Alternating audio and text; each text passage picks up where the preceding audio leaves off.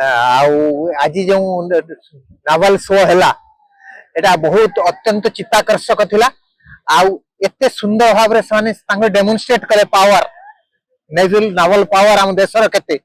एटा गोटे आमर शत्रु मानक पई एटा गोटे बहुत बड़ चेतावनी जे आम सहित जी भी आम एगेंस्ट आसीबो ता अवस्था कौन हेई पारे सेटा सामाने करी के आज देखैले से डेमोन्स्ट्रेशन में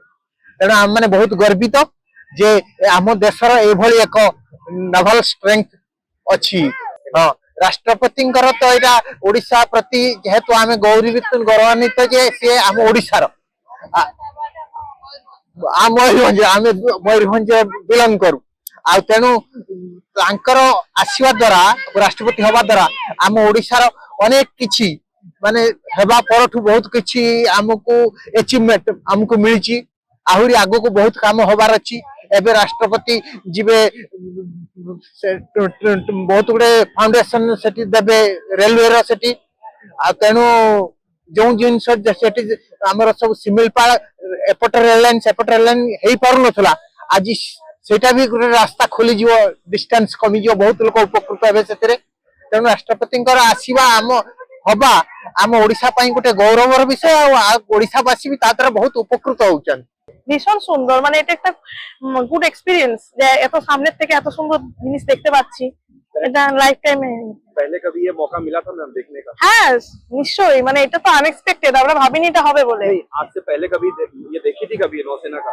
না না না এই ফার্স্ট টাইম। First time. হ্যাঁ হ্যাঁ। क्या कहेंगी जो भी आपको देख रहा है सुन रहा है नौसेना के बारे में उनको क्या कहना चाहेंगे?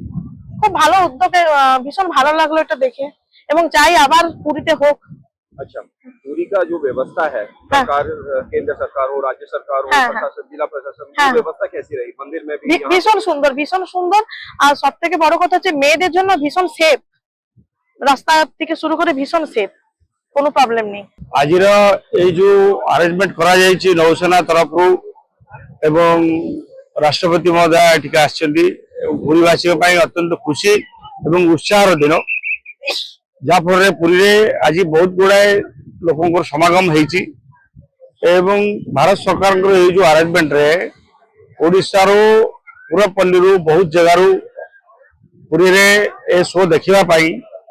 लोक उत्कंठा এবং बहुत आग्रह सहित এটি সমুদ্র কূଳରେ জমা হই ए दृश्य जो अत्यंत खुशी এবং গোটে নিজକୁ गर्व ଲାଗୁଛି যে ଆମେ ଏଭଳି ଭାରତ ବର୍ଷରେ ଜନ୍ମ ନେଇଛୁ जोटि एते पराक्रमी जिनस भरी रही एभली आरेंजमेंट एवं एभली व्यवस्था देखी निजक गर्वित लगुच आज नौसेना एभली भाव राष्ट्रपति महोदय उपस्थित अच्छा भारत सरकार विभाग नौसेना विभाग जो पारदर्शिता ये प्रदर्शन कर निजक बहुत खुशी लगुच गर्वित अनुभव करुचु पूरी लोक बहुत मात्रा उपस्थित रही ये नौसेनार पराक्रमता एवं शो को समस्त उपभोग कर आशा कर समस्त निश्चय भाव बहुत भाव निजे शो को उत्साह सहित देखा सहित निजे उपभोग करवासी एवं पुरी बाहर आसवा लोक बहुत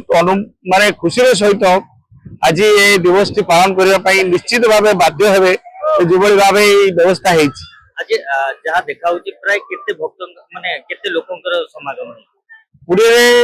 जो बड़े लोक ये समागम होती लगुचे मिनिमम 5 लाख रु 6 लाख लोक पुरी के आसी एवं पुरी पुलिस जो भाव ट्रैफिक व्यवस्था एवं नियंत्रण करा द्वारा कौन सी प्रकार अव्यवस्था होना एवं सब प्रकार व्यवस्था बड़ी भल भाव लोक आसी एयर शो देखुं एवं अरेंजमेंट बहुत बढ़िया है।